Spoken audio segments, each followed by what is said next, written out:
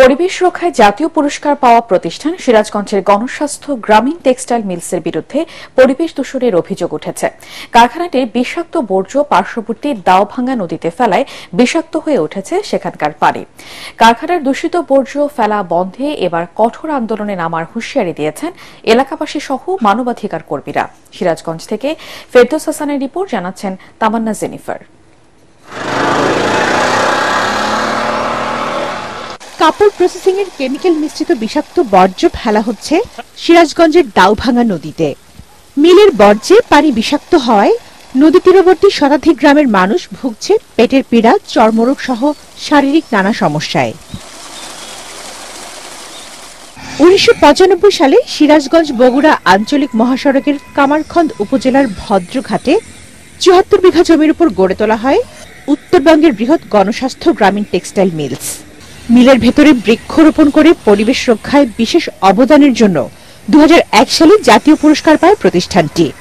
তবে শুরু থেকেই মিলটিতে ইটিপি প্ল্যান্ট কার্যকর না থাকায় এই বেহাল দশা। এখানে আমি জন্মের পর থেকেই দেখতেছি যে এই পানিটা এইভাবে গড়তেছে। আমরা অনেকবার মানববন্ধন করেছি, সাংবাদিক এসেছে, পানি উন্নয়ন বোর্ড থেকে লোক এসেছে। এই যে এখন সাল ফালের গা বছরা এই যে সব পচা পানি গড়ে, ধান ভরালি ধান মরে যায়, পানি মধ্যে নামলে আত্মা খেয়ে যায়। আমরা চাই ছাত্র সমাজ মিলে এই জিনিসটা যেন সমাধান হয়।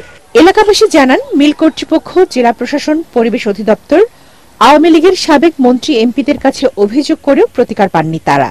উল্টো মামলার শিকার হন স্থানীয়রা।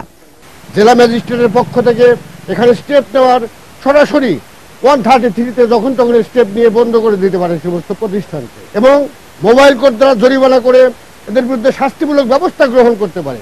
তবে মিল কর্তৃপক্ষের দাবি, পরিবেশ অধিদপ্তরের কর্মকর্তার পরামর্শে কাজ করছেন তারা। পরিবেশ অধিদপ্তরের অনুমোদন ক্রমে, অনুমোদন সাপেক্ষে আমরা ইটিভি আবার সংস্কার করি। সংস্কার করার পরে নতুন করে আমরা ইটিভি এখন নতুন করে আবার চালানো হচ্ছে আর কি। স্থানীয় পরিবেশ অধিদপ্তরের কর্মকর্তারা জানালেন, তারা মিলটিতে নিয়মিতভাবে অভিযান চালিয়ে আসছেন। 2017, 2019 এবং 2021 সালে 3 দফায় মিলের বিরুদ্ধে 21.5 লাখ টাকা জরিমানা করা হলেও পরিবেশের জন্য হুমকি স্বরূপ এই মিল বন্ধের দাবি এলাকাবাসীর। Bureau report, ATN Bangla.